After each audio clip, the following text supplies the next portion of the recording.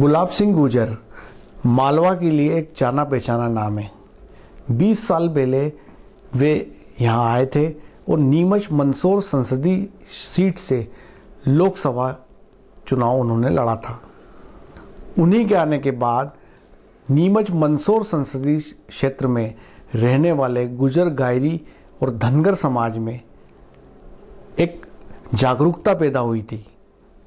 गुलाब सिंह जी गुर्जर दिल्ली रहवासी है और समाज के लिए राष्ट्रीय स्तर पर बड़े काम करते हैं। वहीं वे घुमक्कड़ विमुक्त जाति के राष्ट्रीय उपाध्यक्ष भी हैं। इस समय वे मालवा के दौरे पर हैं और वे विधानसभा चुनाव में अपने से जुड़े प्रत्याशियों के समर्थन में वोट मांगेंगे। अभी हमारे साथ मौजूद है गुलाब सिंह जी गुर्जर, जो दिल्ली से यहाँ पहुँचे हैं। आइए उनसे बात करते हैं कि उनका ये जो दौरा है मालवा का, उसकी क्या खास वजह है।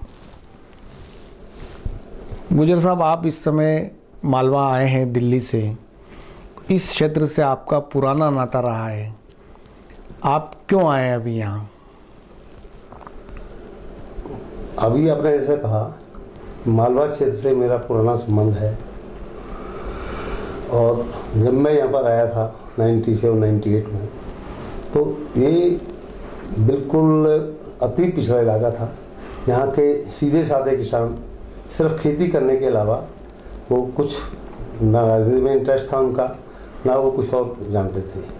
हमने यहाँ पर एक सामाजिक आंदोलन चलाया और यहाँ के लोगों को राजनीति में सामाजिक स्तर पर उनको जागरूक किया, कुरीतियों के बारे में उनको बताया, समझाया। उसके बाद 98 के बाद यहाँ पर मैं सोचता हूँ कि पहली बार गुर्जर गायरी धनगर समाज से पाटिल साहब MLA बने और उसके बाद यहाँ पर मंडी अध्यक्ष, उपाध्यक्ष, सरपंच, पिछड़े लोग, गरीब लोग, गांव के लोग राजनीति और सामाजिक क्षेत्र में काम करने लगे। तकरीबन आप जब यहाँ आए थे गुर्जर साहब, आपने जो जागरूकता अभियान चलाया, लोगों में जागरूकता पैदा की, किस तरह से ये काम करते थे आप?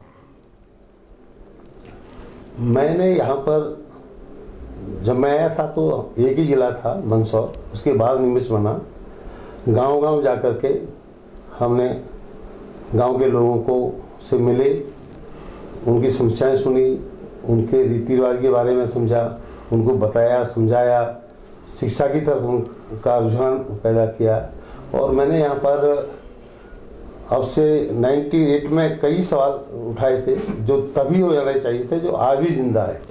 गुर्जर साहब, आप इस अंचल में आए थे, गुर्जर गायरी और धनगर समाज के अंदर एक बड़े नेता बन के उभरे थे। दूसरी दीगर जातियों का भी आपको समर्थन था।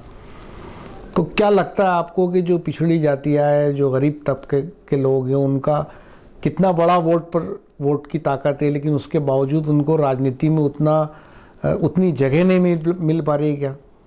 ये हमारे पिछले समाज का और गरीब और गांव के आदमी का दुर्भाग्य है कि दोनों ही राष्ट्रीय स्तर की पार्टियां, चाहे कांग्रेस है चाहे बीजेपी है, वो सिर्फ पैसे वालों को देखती है और उन्हीं को टिकट देती है, उन्हीं का समर्थन करती है। जो सामाजिक कार्यकर्ता राजनीति में जो रुचि रखते हैं वो जाते हैं तो उनको उतना सम्मान वहाँ नहीं मिल पाता और ना ही उनको इस बात को देख करके टिकट दिए जाते कि किस क्षेत्र से किस तरह का आदमी होना चाहिए। आप सब जानते हैं, आप तो पत्रकार हैं, कि कई ऐसे संस्थान हैं जो अपनी पूरी संसद निधि को खर्च नहीं कर पाते। बड़े दुख और बड़ी चिंता का विषय है कि जब हम अपनी जेब के पैसे को खर्च नहीं कर पाएंगे, सरकार से, दूसरों से क्या लेकर के उनका विकास करवाएंगे। तो आप ये जो स्थितियां पैदा हो रही है गुर्जर साहब के, जितने बड़ी संख्या में जो वोटर्स है उनका बराबर प्रेजेंटेशन नहीं है, तो क्या किया जाना चाहिए आपके हिसाब से इसके लिए? बिल्कुल, आपका ठीक सवाल है।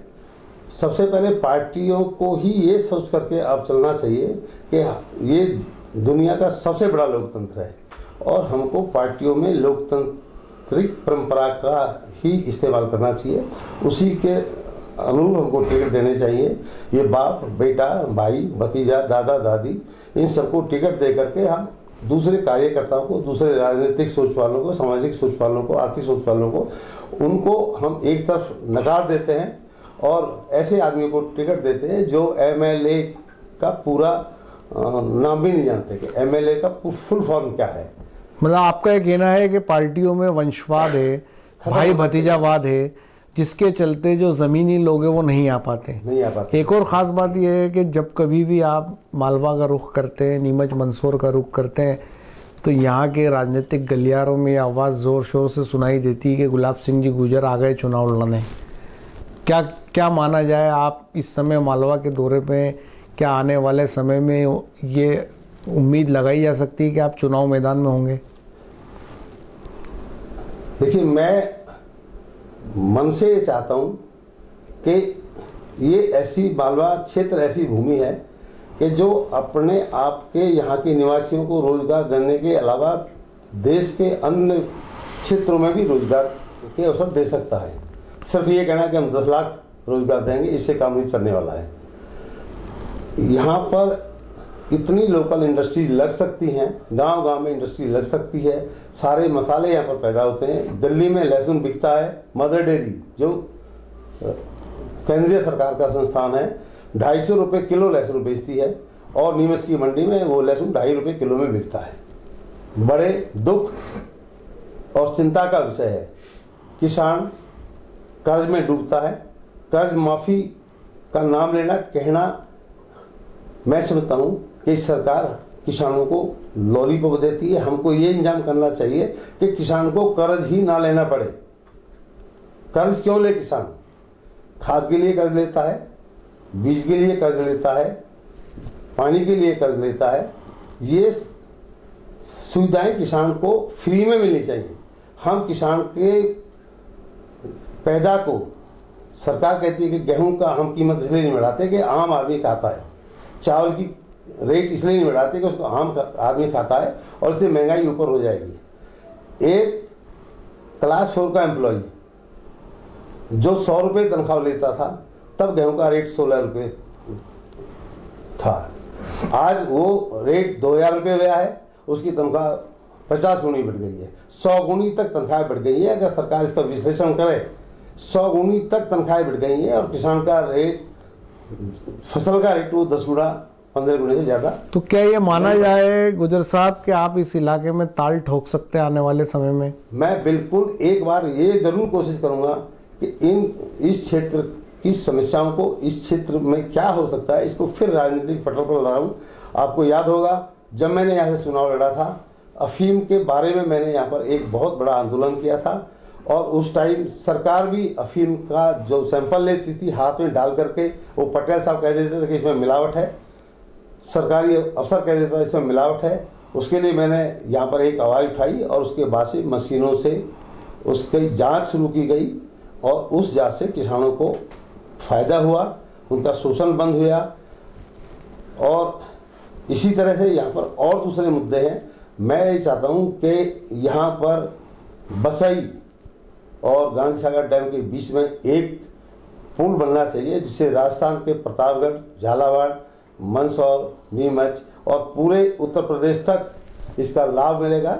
और जो इस क्षेत्र के रहने वाले किसान हैं, जो किराए भाड़े में मंदसौर आने के लिए 150 किलोमीटर अपने मुख्यालय में आते हैं, उनका खर्च बचेगा, राष्ट्रीय तेल की बचत होगी, एक संपन्न यहाँ पर हाईवे बनना चाहिए जो सीधा इसको पार करे। गुजर साहब, अभी इस समय आप यहाँ आए हैं, क्या मनासा में उमराव गुजर उम्मीदवार है कांग्रेस पार्टी से, बड़ी संख्या में वहाँ पे गुजर, गायरी और धनगर वोट है, तो क्या आप उनके समर्थन में वोट मांगेंगे? स्वाभाविक है, मेरे समाज से हैं, मैं उनका समर्थन सामाजिक तौर पर, राजनीतिक तौर पर करना चाहूँगा और सबसे ये निवेदन करूँगा कि उमराव सिंह जी जमीन से जुड़े हुए नेता हैं, किसान हैं, उनको समर्थन देना चाहिए और उसको यहाँ से जिता करके असेंबली में भेजना चाहिए ताकि यहाँ की समस्याओं को वो वहाँ पर उठा सकें और यहाँ के लोकल जितने भी किसान हैं, मजदूर हैं या व्यापारी वर्ग है, सभी को उसका फायदा मिलना चाहिए, मिलेगा। मैं इस बात के साथ कह सकता हूँ, अगर उमराव जी को अच्छा समर्थन मिलता है, और जहाँ तक मेरे संबंधों का और मेरी सोच का है, जो मैंने क्षेत्र में देखा है, उमराव जी चुनाव को जीत रहे हैं। ये थे गुलाब सिंह जी गुर्जर, जिनका साफ तौर पर कहना था कि वो जल्दी ही मालवा में ताल ठोकेंगे और यहाँ के किसानों की आवाज़ को दिल्ली तक ले जाएंगे। वे मनासा भी जाएंगे और कांग्रेस प्रत्याशी उमराव गुर्जर के समर्थन में वोट भी जुटाएंगे। विधानसभा चुनाव के अंतिम फेज में गुलाब सिंह जी गुर्जर का मालवा दौरा कई मायनों में महत्वपूर्ण माना जा रहा है। मेरे सहयोगी दीपक खताविया के साथ मुस्तफ़ा हुसैन, नीमच।